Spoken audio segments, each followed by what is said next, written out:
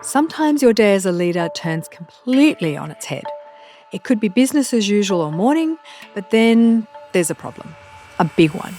Phone numbers, email addresses, dates of birth, even passport details. A cyber attack against telecommunications giant Optus has compromised the identities of more than 9 million Australians.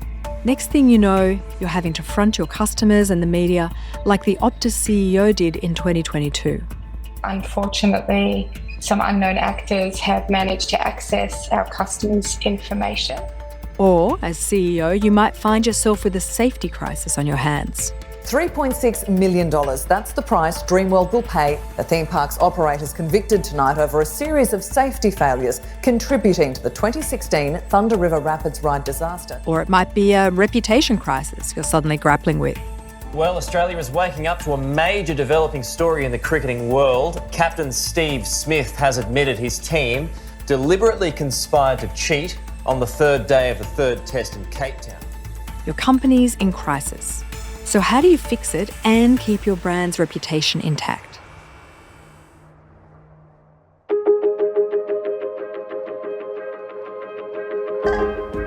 This is The Business Of, a podcast from the University of New South Wales Business School. I'm Dr. Juliette Burke, a professor of practice in the School of Management and Governance. If you ever find yourself sitting across the desk from Sue Cato, you're probably in big, big trouble. Sue Cato, or Cato as everyone calls her, is one of Australia's leading crisis management experts, someone you call when the proverbial hits the fan. So, Cato, if I'm a business leader and I get that scary phone call in the middle of the night telling me there's a major crisis going on, what should I do first? You've really got to get into the facts and actually understand what the issue is. Who's actually made the call? Is it your general counsel? Is it your chairman? Is it a safety issue? Has there been an accident? Is it a bullying issue? Is it a performance issue? There are so many different angles that can be coming from. So it's really saying, right, what's my problem? Who do I need to pull together to deal with it? It's really good that you're being rung at 3 o'clock in the morning. You might not think that at the time, but it's a matter of taking a breath and understanding who you have to talk to understand what you're dealing with. And I've heard that preparation for this phone call is almost the secret to getting it right. What's your view on that? People think that you could do 500 different scenarios. Quite frankly, you could do 1,000 different scenarios and maybe not map the right one. But what you need to do is actually say, if I do have an issue, who are the people? Are they prepared? Are they the right people? Do you have external advisors in place? And if you do have a crisis management plan and it's in the bottom drawer, when was the last time someone read it? So you mentioned, Cato, that people might have thought about it. They developed a plan, but the plan's in the bottom drawer. Surely there's a better way of preparing. Well, it's really understanding who in your team and in your external advisors who've got the core skill sets you need. The way to do that is before you have the issue. And quite frankly, sometimes the CEO is not good at managing crises. And what happens if your CEO is stuck on a plane somewhere between New York, London or whoever, and you can't access them? Who's the next in the chain of command? If you do have a problem with your CEO, is your chairman up for speaking? Is the chairman the right person? Or should the chairman be actually running the issue and there should be another spokesperson? It's actually thinking through all of that so that you're ready to go rather than learning and getting the bruises on the job.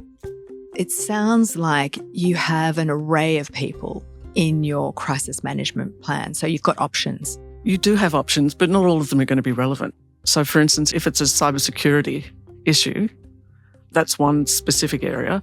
If it's sexual harassment and bullying, that's a different team that you're looking at. If it's a market performance issue or a safety issue, different people. So it's really understanding when you're actually working out what your real problem is, what does the A team look like? And also understanding that you've quite frankly got to have backups, because if you've got something that's going to go for 2 to 3 weeks and people are working 24/7, you need to be able to change people out. So you need to have teams available. I did hear about a crisis recently in Australia. I was talking to a board member and it had all been set up. This was the crisis management plan. Here are the go-to people. But then when it came to reality, some of those people just went to water and they didn't know that they didn't have that calmness to be able to handle the crisis. Seriously, not everyone should be in a crisis. I remember prepping a major bank executive on one occasion, and within about 3 seconds I had him swearing at the camera. And I literally came out of it and went, he's never to front the media, ever, ever, ever, ever. But that's practice. You know, we quite often run scenarios for clients.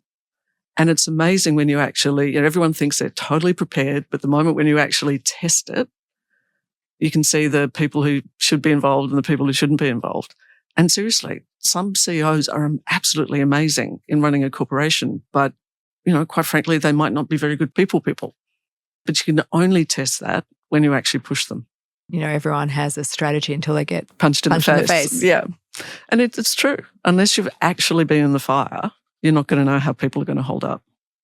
And sometimes, you know, I remember watching a really long issue and a person was literally working 24/7 and I could see them getting more and more and more fragile. And what they needed to do, and if you remember during the whole COVID situation where you'd have the Premier speaking and the head of health speaking, or a whole different team of people so that they could get subbed out, if you like. And so everyone was kept fresh. And that's very important in crisis management. Cato, what about if it's the CEO? What about if the crisis is about the CEO? It happens more often than you think. And the question is, what is the nature of the issue? Is it someone being incredibly unwell or quite frankly dying? Is it to do with bullying and sexual harassment? You know, is it a performance issue? Has there been a safety issue somewhere that's involved? It's looking where everyone is, getting an entire map, a war game, if you like, of actually, you know, the good, the bad and the ugly. And what's the most urgent issue needing your attention? And okay, have you got someone managing that? And this comes down to the team because one person can't do everything, which is why you've got to have trusted, reliable and skilled people who immediately know what their job is and can go in and sing from the same song sheet. And so it's really understanding what you need to deal with. So if you're a publicly listed company and for whatever reason, let's just say you've got a CEO who's suddenly unavailable to the business and that's material, you know, it's 3 a.m. in the morning and the market is trading at 10. So you've got to get all of this stuff lined up potentially in those hours, in that time. So it's really, once again, understanding what the nature is. But the other thing is if it's sexual harassment and bullying or some other matter, it could be that the CEO says, no, I don't agree. Okay, so what do you do then when there's a fight? That's when the lawyers come in. And for someone like me, I'm often in a position where I can say to the CEO, you can see the way this is going to end, one way or another. Do we want it to drag out or is it something that, you know, we should handle quickly? And sometimes the accusations aren't true. And so you've got somebody who's in the middle of this, you know, totally distracted from actually doing their job, their entire reputation in question. And what they're being accused of, once you track it down, is not right. That's always possible in these situations. So once again, it's getting your source of truth, you're getting your facts lined up so that you can actually make the right call. What does that feel like for you, Cato, as the external advisor, getting that call? One of the reasons you're hopefully getting the call is that you've done it once or twice. So it's knowing the questions to ask, getting calmness in the environment so that rather than people running around sort of, you know, thinking the sky is falling, just saying to everybody, okay, calm, let's fix it. And it's really understanding how far it can go as well. It's really critical. There are some times that you see people take ages and ages and ages to fix problems when it's pretty obvious what the end game is. And quite frankly, getting to the end game is about cauterizing the pain, quite frankly, and bringing it to a head and getting it over and done with. Well, it's obvious to you because this is not your first rodeo. But the person who's in the seat, I imagine them as like a deer in headlights. They can be. Once again, every human being is different. And people respond to stimulus, if you like, in different ways. And understanding that about the person before you actually get into the issue is key in understanding how to actually work with them and help them through it. It sounds to me when I'm listening to you that you're that cool, calm, independent head who's seen it before, who can anticipate where it's going to and then guide people along the path. And it's being prepared to be unpopular. Right. Some hard truths. It's just telling the truth. That's the key thing. I hate to, sort of ruin the mystique, but it's always actually, quite frankly, based on fact and telling the truth. So, Cato, you're known for giving great advice, great independent thought. But what about if the person you're giving that advice to doesn't take it seriously?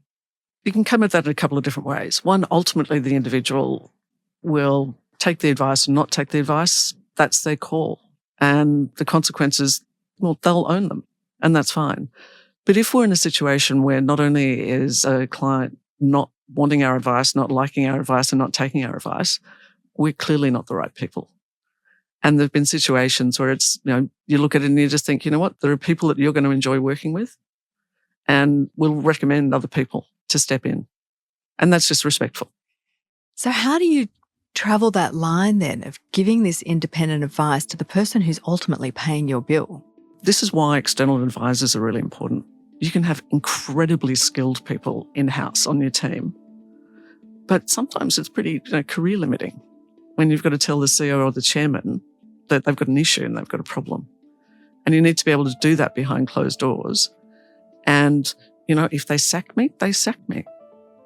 But if you're a person who's got a mortgage and kids and all that kind of stuff, and you do your very best in the most constructive way to see change happen, and you can't, some people are in a position that they will quit, but many people just literally, if they're in that environment, they've got to work, they've got to eat, they've got to live, they've got to, pay homes, put kids through schools. So an external advisor, that's why we can be most useful.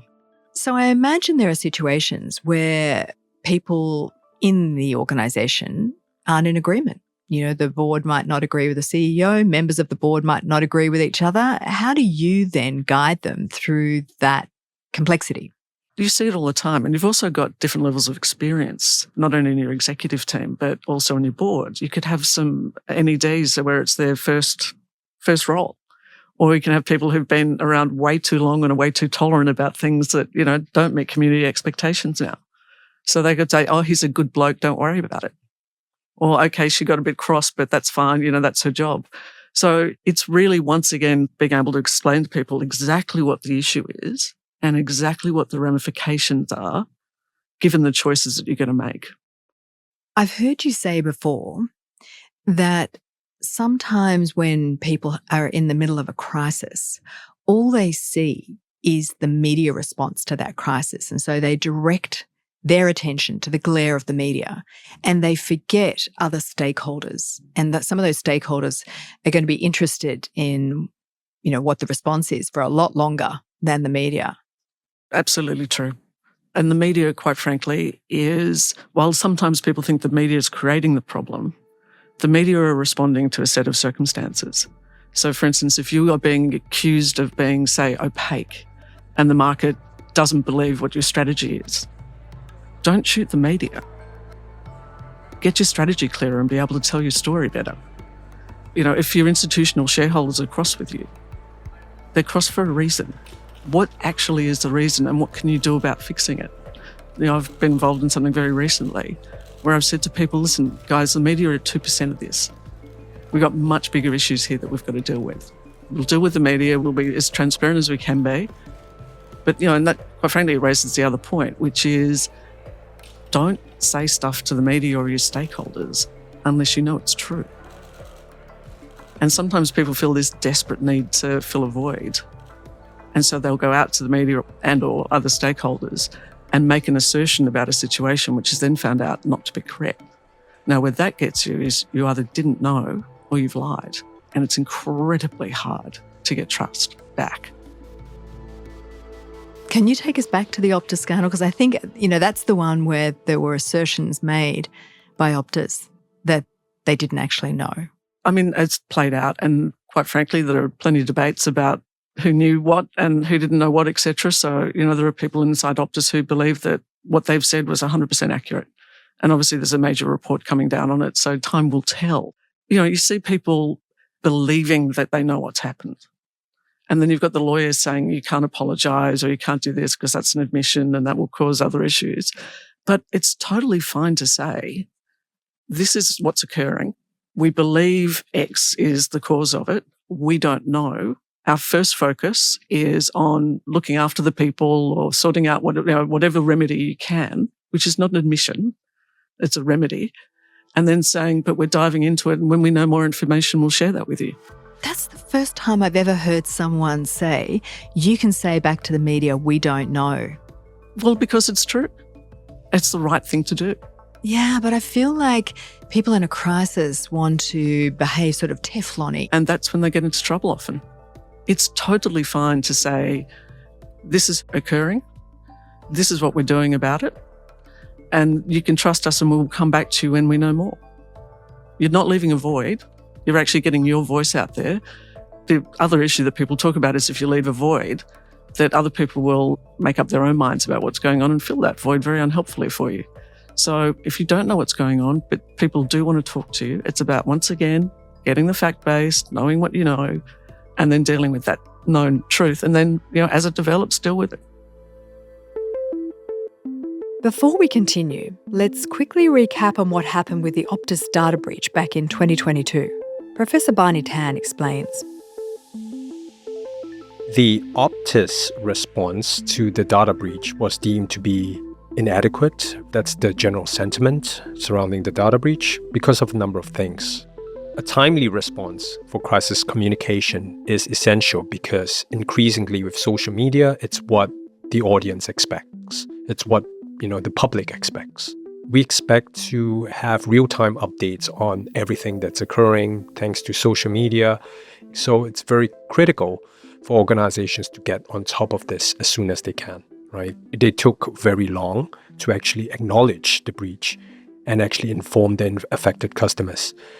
There were actually two additional issues. One of those things was inconsistent messaging. So what the public found was that between what Optus released as their official statements and the information provided by third-party sources, including what the government was putting out, there was a lot of inconsistencies. So this inconsistency actually undermined trust, which suggests that there's a lack of coordination and control, and it fed the perception that Optus perhaps was trying to hide certain things. Also, Optus was not perceived to be apologetic. So their initial responses especially did not convey any form of accountability or empathy, right? And this was reported by the media. I think having a sincere apology and a statement that is put out there to actually take responsibility for the breach would be key to rebuilding trust. So this perceived lack of empathy in their communication, I think, alienated the affected customers. And also, I guess, what perhaps could be managed better is the fact that they should have provided, I suppose, more specific updates in terms of what they were trying to do to recover from the crisis. What happened with Optus was that their updates were perceived to be rather vague. And that just adds to this perception of a lack of transparency among stakeholders, which is, obviously what they're expecting if they perceive their interests to be affected. One of the biggest problems with crisis management on a broad scale is a learning problem. Collectively, we actually do not have the opportunity to learn from each instance of a crisis. Because the fact of the matter is that organizations do not like to share knowledge about their own failures. So without this adequate sharing of information on what happened, collectively, we all miss out on the opportunities to learn from one another. And you would see this, right? First, there was Optus, then it was Medibank. There's just a continuous stream of large Australian corporations that have been hit with data breaches. But there's no or very little data sharing or information sharing across these corporations. Even us here at UNSW Business School, when we approach one of these organizations to ask if we would have the opportunity to study the crisis and perhaps draw lessons learned and create explanations for what happened and how these issues that have erupted can be overcome, we're often told no, because it's confidential and private. And I suppose it's to be expected because organizations don't typically like to talk about failures. And perhaps there are also liabilities associated with these incidents as well. But this gives us, I guess, a missed opportunity to perhaps identify weaknesses in approaches and also improve future responses. And of course, if we are not learning from past mistakes, we are just doomed to repeat them. So can you talk us through reputations? What's top of mind when you're thinking about crisis and reputation? Well, keep in mind, reputations can be good and bad. What reputation's really all about is people have an expectation of how you'll behave in a certain situation. And it's when people behave in a manner that's not expected is when you get a dislocation. So if someone you expect them is an absolutely, shocking human, drug runner, etc., and suddenly turns into Mother Teresa, that's shocking and dislocating.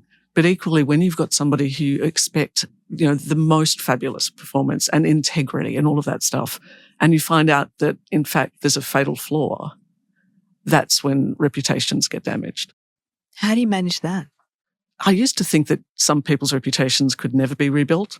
But actually, as I'm getting more mature, I actually think people can be brought back, no matter how bad the situation is. But it depends on being able to embrace what the problem was, acknowledge the issue, and be able to give people a reason to believe that it won't happen again. So just come back to, in some way, how you handle a crisis is really how your values are on display. 100%. Once again, it comes back to reputation. If you're going out there and saying that you are absolutely committed to, ESG and looking staff first and all of those sorts of things, and then you don't actually deliver on that, your reputation, whether you're an individual or a corporation, will be damaged. And so for the person who's listening to this thinking, I don't want to be in the glare of the media, I don't want to be dealing with one of those crises, apart from preparation, any other tips for them? I think it's really important to make sure that your organisation is very aware of where problems can come from and be able to actually flag something. So to be able to say, look, I'm a bit worried about X. It might go absolutely nowhere, but can we have a look at it? So it's an organisation that wants to know what's going on. And if you can catch things early, often they don't become massive problems. So the ability for proper risk management, small r and big R risk management, is really critical to actually keeping a calmer life. The Business of podcast is brought to you by the University of New South Wales Business School, produced with Deadset Studios. To stay up to date with our latest podcasts, as well as the latest insights and thought leadership from the Business School, subscribe to Business Think at businessthinc.unsw.edu.au.